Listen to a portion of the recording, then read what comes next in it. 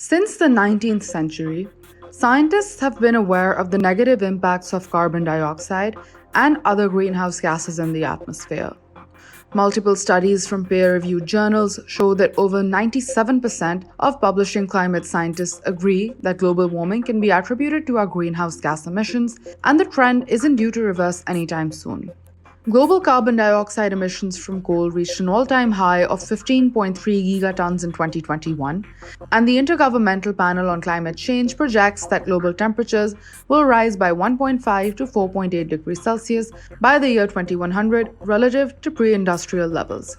This isn't a benign change. Rising temperatures, increased frequency and intensity of extreme weather events, and sea level rise pose significant risks to economies worldwide.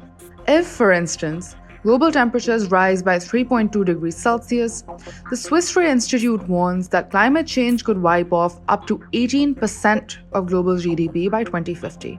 But we don't have to wait till 2050.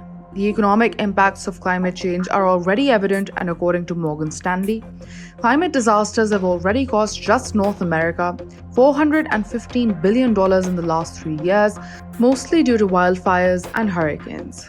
Hello everyone and welcome back to Miara Media. In this video, we're going to dig into the economic impacts of climate change that will affect all of us in the years to come. Before we proceed, if you haven't already subscribed to our channel, could I please request that you do so? We're a team that's working really hard to bring you these videos, and we need to reach 1,000 subscribers so YouTube will allow us to monetize our channel. Your support means everything to us, even if it's free. Now without further ado, let's dive in. Climate change represents a formidable threat to global food security, with rising temperatures, severe weather events, and droughts causing significant declines in crop yields. If adaptation measures are not implemented effectively, we could witness a decrease in global yields of up to 30% by 2050, primarily impacting staple crops like wheat and maize. This potential dip in agricultural productivity threatens to disrupt global food supply chains, leading to unstable food prices. Jeffrey Heal, an environmental economist and Columbia Business School professor, emphasizes that agriculture is particularly vulnerable to these climate impacts. Despite only making up a small fraction of the total US economy, its localized effects can be substantial, especially in areas that rely heavily on farming. An example of this came to light when a bomb cyclone swept through the Midwest in March 2019, causing unprecedented flooding. The cyclone resulted in over $1 billion in damages and crippled state infrastructure and industry. More than 1 million acres of US cropland were ravaged by the floods, and farmers and ranchers faced record losses. Estimates of the impacts to just Nebraska's livestock sector topped $400 million, with another estimated $440 million in losses to the crops. The National Oceanic and Atmospheric Administration anticipates an escalation in such weather extremes, including flooding, which poses a significant risk to global food supply. The Midwest, for instance, could lose up to 25% of its current corn and soybean yield by 2050. Such reductions in yield impact the pricing and availability of animal feed and ethanol, and have the potential to destabilize domestic and international marketplaces. But flooding is only one component of this intricate problem. Increased heat and drought are also crucial factors that may diminish yields. The 2011 National Academy of Sciences report posits that with each degree Celsius rise in global temperature, crop production could decrease by 5 to 15%.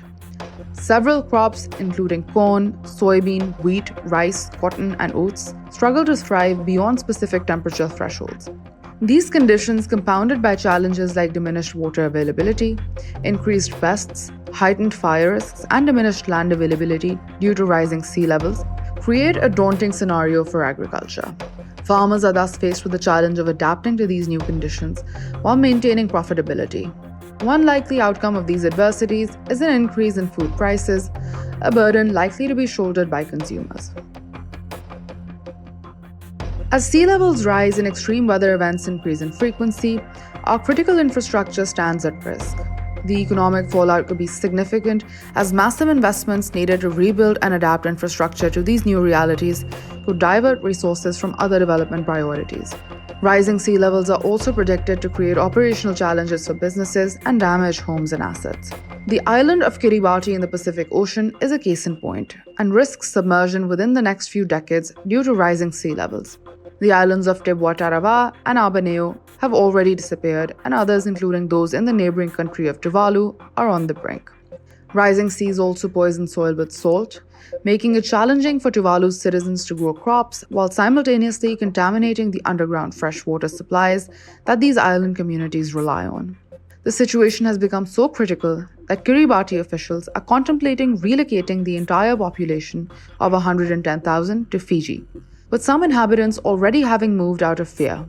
The impact of rising sea levels extends beyond small islands, increasingly posing a threat in numerous coastal areas worldwide. Hurricane Sandy, for instance, caused extensive flooding in New York and inflicted damages estimated at $70 billion, making it one of the costliest storms in US history. The US government has identified 31 Alaskan towns and cities that are at risk, while Miami, Florida has had to invest over $400 million to address recurring floods and the annual occurrence of king tides. The relentless rise in global temperatures threatens to render certain regions uninhabitable, potentially triggering mass migration with considerable political and socio-economic implications. In essence, the majority of the world's population could be compelled to inhabit an ever-shrinking space, driving up demand for the dwindling supply of habitable land. Climate change also stands to exacerbate existing social and economic inequalities. This is because the brunt of climate change damage is expected to be borne by low-latitude developing countries. According to the World Bank, regions like Sub-Saharan Africa and South and Southeast Asia are particularly vulnerable. In South Asia, cities like Kolkata and Mumbai are threatened by increased flooding, warmer temperatures, and more intense cyclones.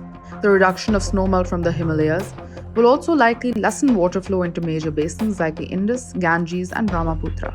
Southeast Asia faces its own set of challenges, particularly in Vietnam's Mekong Delta. This delta is the region's primary rice producer, but is at high risk from rising sea levels.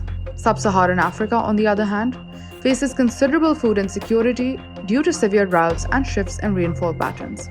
These areas could account for approximately 80% of the damages from climate change, while northern regions like Canada, Russia, and Scandinavia might initially benefit from modest levels of warming, experiencing improved agricultural yields, reduced heating needs, and lower winter mortality rates. While these advantages are likely to diminish as warming intensifies, these economies will still likely suffer less as they're also better equipped to handle the negative impacts of climate change. It's clear that climate change is an escalating crisis that is progressing faster than anticipated by researchers. It is crucial for everyone to take note of, as no corner of the globe will escape its severe consequences. Rising temperatures will lead to environmental degradation, incite natural disasters, amplify extreme weather conditions, and increase the risk of food and water insecurity. As our planet continues to heat up, there will be no winners, only sore, sorry losers.